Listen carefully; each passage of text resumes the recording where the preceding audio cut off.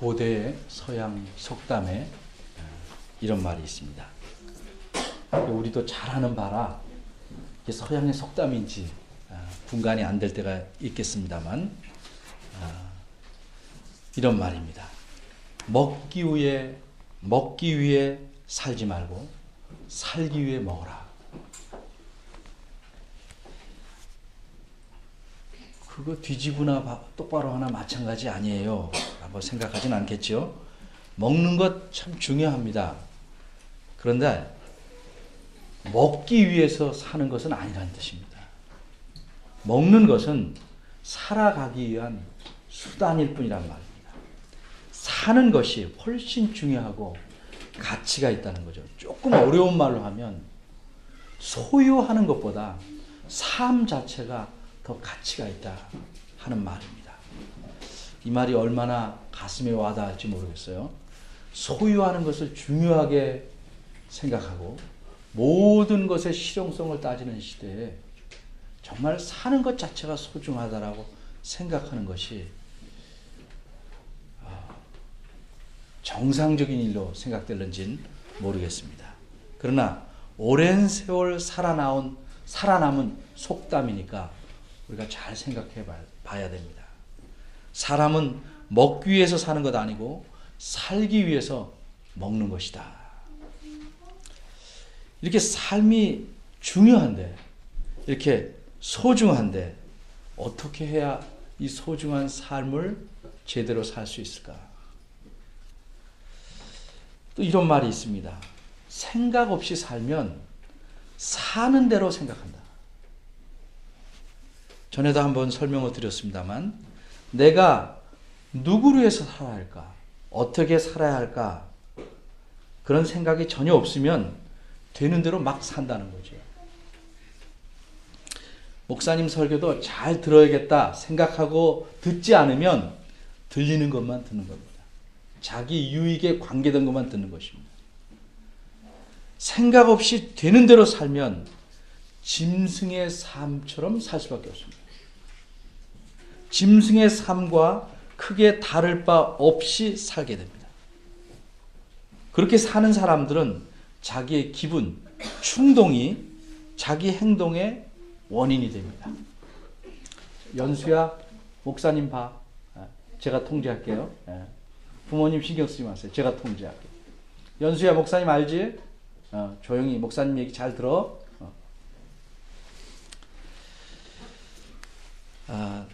그러니까 자기 기분에 따라 모든 행동을 하니까 내가 싫으면 해야 할 일도 안 합니다. 내가 좋으면 안 해야 할 일도 합니다. 이것이 요새 사람들이 사는 아주 방법이라고 그럴까요? 이상한 원칙이 되어버렸습니다. 생각 없이 살면 사는 대로 생각하니까 우리 좀 제대로 살기 위해서 생각 좀 해봅시다. 저와 여러분은 누구를 위해서 살아가는가? 이 말을 들으면 누구를 위해서 살기는 나를 위해서 살지. 그래서 생각하는 분도 계실 겁니다. 틀린 말 아닙니다. 나를 위해서 삽니다. 그런데 나를 위해서 사는 것은 어떻게 사는 걸까? 어떻게 사는 것이 진정 나를 위해서 사는 걸까? 내 욕심껏 사는 것일까? 뭐든 하고 싶은 대로 살면서 남이 뭐라든 그저 다 하고 욕을 실컷 먹으면서 사는 것이 나를 위한 것일까? 그렇게까지는 생각 안 할 겁니다. 적어도 욕은 안 먹어야지 라고 정상적인 사람은 생각합니다. 나를 위해서 살지만 적어도 사람의 도리는 하면서 살아야지. 요 정도는 돼야 짐승과 다른 겁니다. 사람의 도리라는 게 뭘까? 사람의 도리. 아주 쉽게 말하면 빚을 졌으면 빚을 갚아야죠. 그게 도리죠. 남과의 관계에서 마땅히 행해야 될 바를 하는 것이 그 도리입니다. 부모님이 날 낳으셨으니까 부모님에 대한 필요한 예의와 필요한 공급을 해야죠. 형제, 자매, 또 남과의 관계에도 적절한 관계, 바른 관계를 유지하기 위해서 필요한 것들을 해야죠. 이게 도리입니다. 도리. 남편과 아내 사이. 도움을 받고 주고 마땅히 할 바를 하고 이런 것들을 우리가 도리라고 합니다. 이런 것 없이 사는 것은 짐승의 삶이에요. 여러분 개 길러보셨죠? 개. 아주 친한 개도 자기 집 개도 좋대 말 잘 듣는 것 같아요. 훈련이 안 된 개는 먹을 때는 주인도 문다. 그는 도리를 모르는 거죠. 도리를. 근데 우리 예수님 믿는 사람이 가져야 될 사람의 도리가 하나 더 있어요. 사람의. 예수님 믿는 사람은 특별히 내 생명을 대신해서 예수님께서 죽으셨다. 내가 죽을 것을 대신 죽으셨다. 그래서 이분이 나 대신 죽으신 분이다. 그래서 이분에 대한 도리가 있어요. 그분에 대한 도리를 다하며 사는 것이 우리에겐 첨가되어 있습니다. 그럼 그렇게 사는 건 뭐냐? 아주 쉽게 말하면 우리는 하나님을 위해서 살아야 되는 거죠. 하나님을 위해서 산다. 그것이 듣고 나면 연결이 되겠지만 진정으로 나를 위해서 사는 길입니다. 하나님을 위해서 사는 길이 나를 위해서 사는 것이다. 그게 사람답게 사는 것이고 바르게 사는 것이고 요새 아이들 말로 멋있게 사는 겁니다. 자, 그러면 하나님을 위해서 사는 것은 무엇일까? 매일 교회만 나와 있는 것일까? 매일 성경책만 붙잡고 있는 것일까? 아니면 매일 기도만 하는 것일까? 하나님을 위해서 산다는 건 어떻게 사는 것인가? 바꿔 말하면 하나님의 영광을 위해서 사는 겁니다. 하나님의 영광. 더 어려워졌네요. 하나님의 영광을 위해서 산다는 게 뭘까? 오늘 31절에 보겠습니다. 그런즉 그러므로는 따십니다. 그러므로 앞에 이야기 다 하고 결론적으로 말합니다. 앞에서부터 무슨 얘기를 했냐면 다른 신에게 바쳤던 제물을 고기를 먹어야 됩니까? 말아야 됩니까? 어떻게 됩니까? 그거를 쭉 설명하면서 결론적으로 그것뿐만 아니라 모든 일에서든지 먹든지 마시든지 말이나 행동이나 생활 전체에서 하나님의 영광을 위해서 살아라. 하나님의 영광을 위해서 행동하라. 이렇게 결론을 내립니다. 그러니까 하나님을 위해서 사는 건 하나님의 영광을 위해서 사는 것인데 하나님의 영광이라는 게 무엇일까? 우리 교회에서는 별로 이런 말 안 씁니다. 근데 전에는 겉하면 하나님의 영광이란 말을 많이 썼어요. 하나님의 영광. 하나님의 조금 교회 다니는 사람은 다 하나님의 영광을 부르짖었다 이 말이죠. 근데 사는 것은 하나님께 먹칠하며 살면서도 계속 하나님의 영광을 부르짖었죠. 그 하나님의 영광이 뭘까? 크게 우리가 세 가지로 생각할 수 있어요. 첫째는 하나님의 영광은 하나님이 신으로서 가지신 영광. 그러니까 영광스러운 하나님. 여기서 그거 말하는 건 아닙니다. 하나님은 늘 영광스럽습니다. 거기에 우리 보탤 것 뺄 것 하나도 없어요. 그건 말하는 거 아닙니다. 두 번째는 하나님이 우리에게 주시는 장차 영광. 우리가 누리게 될 영광. 그것 여기서 말하는 것 아닙니다. 지금 이제 세 번째. 우리가 그분께 할 수 있는, 그분께 만들어 드릴 수 있는 영광입니다. 우리의 행동을 통해서 그분께 드릴 수 있는 영광.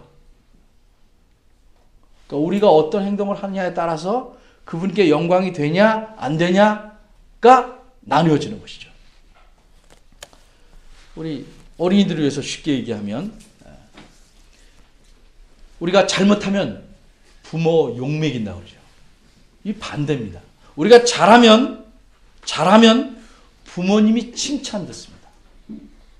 하나님의 영광이라는 건 하나님을 사람들이 칭찬하는 것, 찬양하는 것, 이게 하나님의 영광입니다. 여기서 말하는 하나님의 영광이에요. 우리가 바르게 해서 하나님을 명예롭게 하는 것. 저 사람들이 섬기는 하나님은 참 괜찮다, 좋다, 훌륭하다, 자식 잘 뒀다 하는 말을 듣게 하는 것. 이게 하나님의 영광입니다. 예수님이 이런 말씀하셨어요. 너희는 세상의 빛과 소금이다 말씀하시면서 너희의 착한 행실을 보고 저희로 세상 사람들이 하늘에 계신 너희의 아버지께 영광을 돌리게 하라. 착한 행동을 보면 야, 예수님 믿는 사람, 하나님 믿는 사람 다르다. 야, 그 하나님 참 훌륭한 분이다. 이렇게 찬양이 나오게 하라. 요즘 과연 그리스도인들이 하나님의 영광을 위해서 사는가? 그분께 영광을 돌립니다. 다 하나님을 욕먹이 사는 일에 간접 직접으로 너무 기여하고 있지 않는가?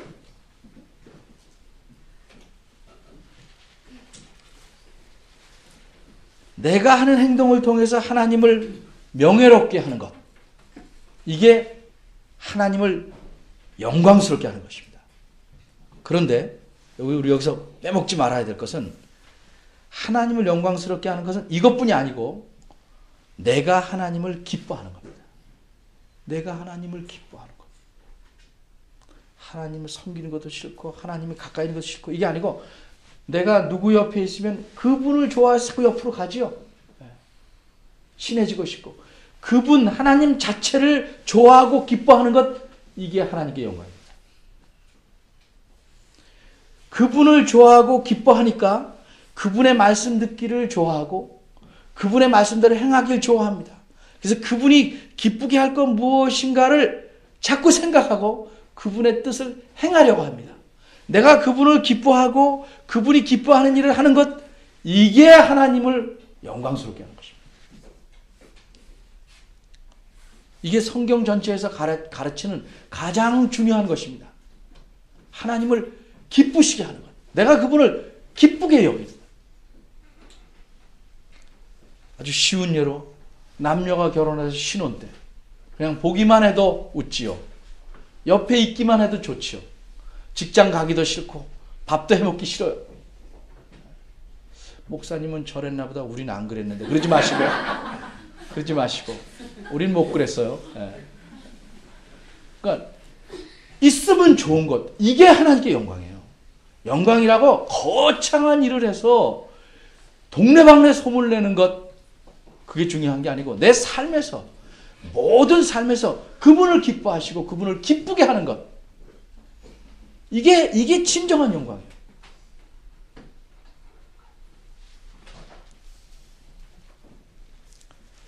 무엇이든지 삶의 모든 관계에서 어떤 일을 하든지 하나님의 영광을 위해서 살려고 하면 당연히 그 특징이 나타나죠. 남과의 관계에서도 특징이 나타나죠. 입으로만 하나님의 영광을 위해서 산다가 아니고 그렇게 사는 사람은 남과의 관계에서도 그 사는 특징이 나타납니다. 그래서 그 특징을 나타내라 라는 말이 32절 33절에 뭐뭐 하라로 되어 있어요. 하나님의 영광을 위해서 산다면 그렇게 사니까 그 특징을 나타내라. 그게 소극적인 말로 이렇게 30절에 이렇게 말했어요. 유대인에게나 헬라인에게나 하나님의 교회에나 그러니까 하나님 믿는 사람이나 안 믿는 사람이나 그 당시는 사람을 유대인, 헬라인 이렇게 크게 구분하니까 하나님을 믿는 사람이나 안 믿는 사람 이쪽 유대인이든 헬라인이든 누구에게든지 모든 사람에게 거치는 자가 되지 말라. 우리말에는 이렇게 부드럽게 하기 위해서 자연스럽게 하기 위해서 거치는 자가 되지 말라 이랬는데 어린이식 말처럼 된 거예요. 안 거치는 자가 되라 이런 말이에요. 안 거치는 자가 되라. 안 나쁜 사람이 되라 이런 말이죠. 여기 거친다는 말은 죄를 짓게 한다거나 손해를 끼치지 않게 하라는 거예요. 손해를 끼치지 않게.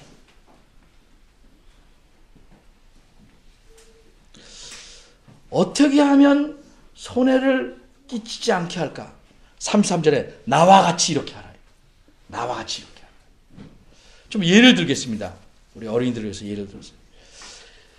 이렇게 하지 말라 그러면 사람들은 그거 안 하, 그거만 하려고 그래. 그거만. 마치 이런 거죠. 마이크에 손대지 말라. 그러면 손은 댈 수 없으니까 코를 갖다 싹 댄다. 그건 뭐예요? 손대지 말라는 지켰지만 손대지 말라는 것에 담긴 뜻은 놓친 거죠. 하지 말라를 지킬 때는 늘 이런 위험이 있어요. 빵을 먹어야 되는데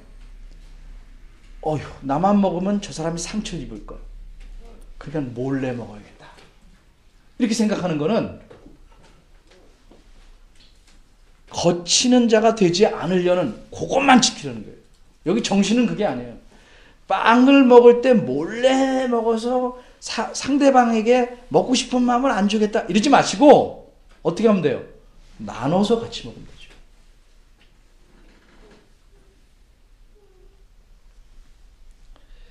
여덟 시 반에 늦게 오지 마세요. 그러면 다 밖에서 샜다가 29분에 탁 들어와서 안 늦었지 이러지 마시고 일찍 가라면 일찍 가서 좀 기다리면 되죠.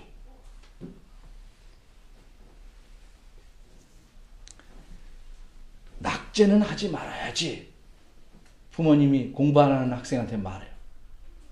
낙제 안 하려고만 애쓰지 말고 좀 더 성실히 해서 낙제 걱정 안 하면 더 좋죠. 무엇을 하려면 그것에 담긴 정신을 더 잘 이해해서 행하는 것이죠. 그럼 다른 사람에게 거치지 않는 자가 되는 것. 거치지 않는 자가 되는 것은 어떻게 하는 거냐? 나와 같이 하면 된다는 거죠. 32절 말을 의미를 잘 풀어놓은 게 33절이에요. 33절은 이렇게 말을 이렇게 쭉 풀어놨어요. 여기서 핵심적인 말은 이런 말이에요. 나와 같이 모든 일에 모든 사람을 기쁘게 하라. 이런 뜻입니다. 이게 핵심이에요. 기쁘게 하라. 구원을 얻게 하라가 아니고 기쁘게 하라. 이게 핵심입니다. 기쁘게 하라. 모든 일에 모든 사람을 정확하게 말하면 기쁘게 하려고 애써라 이 말이에요. 기뻐. 그게 가능할까? 내가 맨날 유머 하나 할 수도 없고 맨날 방글방글 할 수도 없고 그렇게 하라는 게 아니죠. 모든 사람은 어떻게 다 가능할까? 사람마다 아첨할까? 그거 아니라는 거죠. 그런데 이런 말씀을 하신 사도 바울은 갈라디아 1장 10절에 가면 이런 말이에요. 내가 하나님을 좋게 하랴 사람을 좋게 하랴. 내가 사람을 기쁘게 하는 사람이라면 나는 그리스도의 종이 아니다. 그럼 뭐예요? 사람을 기쁘게 하지 말래네. 그러니까 말은 잘 그 문맥에서 이해를 해야죠. 모든 사람을 모든 일에 기쁘게 하려고 애쓰는 것은 그 사람의 비율을 맞춰 하려는 뜻이 아니에요.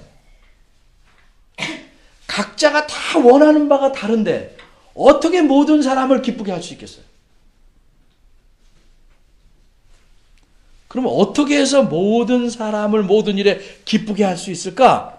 그 뒤에 설명해요. 이렇게 함으로써 나 자신의 유익을 추구하지 아니하고 많은 사람의 유익을 추구함으로써 라는 뜻입니다.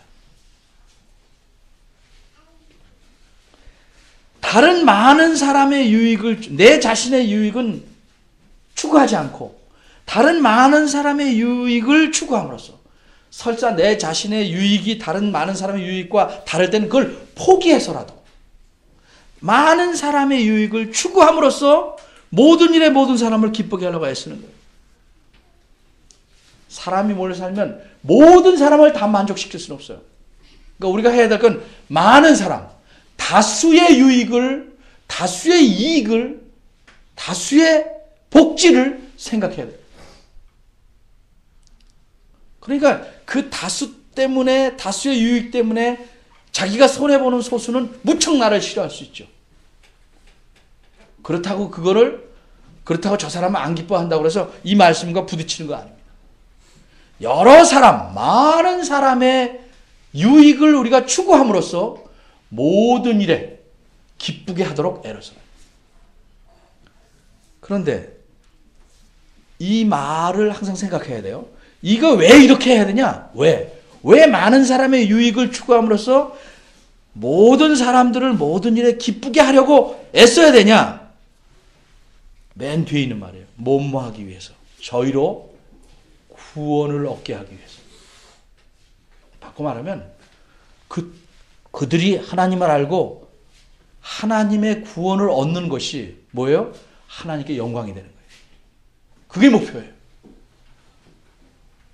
비록 그 모든 사람이 다 구원 얻지 못할 수는 있지만 그들이 어쨌든지 하나님의 은혜로서 하나님의 구원을 얻도록 하기 위해서 내 것을 희생하고 내 것을 양보하고 많은 사람의 유익을 추구해 가는 것이죠. 그래서 모든 사람을 기쁘게 하려고 애쓰는 거죠. 이게 하나님의 영광을 위해서 사는 사람들의 특징이니까 이런 특징을 나타내는 거죠.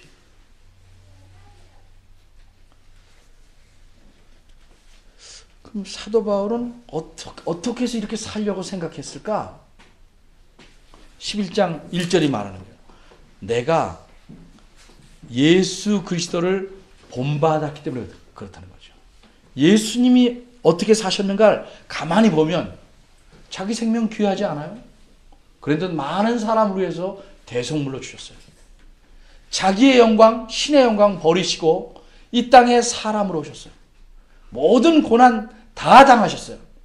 그럼에도 자기의 희생, 자기의 욕망을 다 절제하시고 자신을 죽기까지 주셨어요. 그리고 십자가를 지셨어요. 이런 것들을 보니까 이렇게 사는 것이 하나님의 영광을 위해서 사는 것이나 아는 거죠. 예수님은 항상 그러죠. 지금은 때가 아니다. 늘 하나님의 때, 하나님의 뜻, 온통 하나님의 영광만을 위해서 살았어요. 하나님의 뜻에 순종하면서. 그래서 내가 그것을 본받으면서 살려고 한단 말이죠. 그러니 나처럼 너희도 그리스도를 본받는 자가 되라 하는 뜻입니다. 우리가 그리스도인이라면 그리스도를 본받아서 살아야 돼요. 바울이 그랬던 것처럼 너희도 바울을 보고 또 그리스도를 보고 그리스도를 닮아 사는 것이죠. 이렇게 하라고 우리를 그리스도인 만드신 거예요.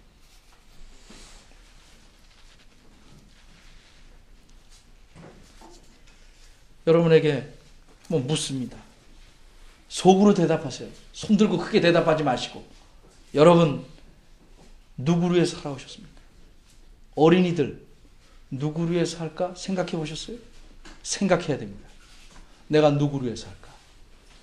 그래, 나를 위해 산다. 어떻게 하는 게 나를 위해서 하는 것일까?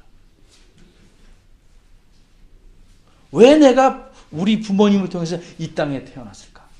그리고 왜 예수님께서, 하나님께서 나를 하나님 믿는 사람으로 만드셨을까? 그 생각을. 집안에 불화 있는 사람 생각하세요. 왜 이 사람과 나를 아내로, 남편으로 하나님 만들어 주셨을까?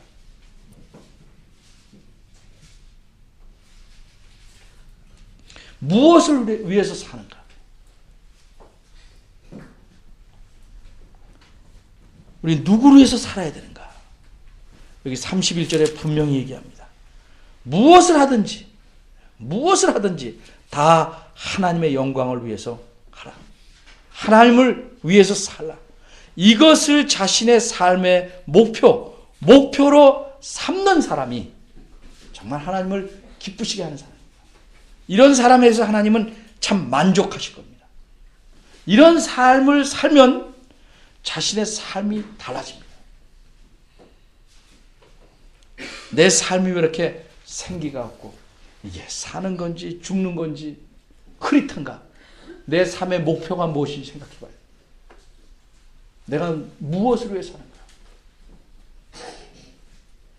10년 뒤에 집을 사는 것도 좋고 20년 후에 더 좋은 무엇을 사는 것도 좋은데 왜 사냐? 그것을 왜 사는가? 하나님의 영광을 위해서 그렇게 하는 것인가? 우리가 하는 적은 행동부터 큰 행동까지 다 이것을 왜 하는가? 무엇을 위해 하는가를 놓치면 그것을 얻었다 해도 삶은 곧 허무와 좌절과 욕망 속에 빠지고 맙니다. 정말 하나님을 위해서 영광을 위해서 사는 사람은 삶이 달라지게 됩니다. 그런 삶을 여러분들이 살기를 간절히 바라고 부탁합니다. 기도하겠습니다.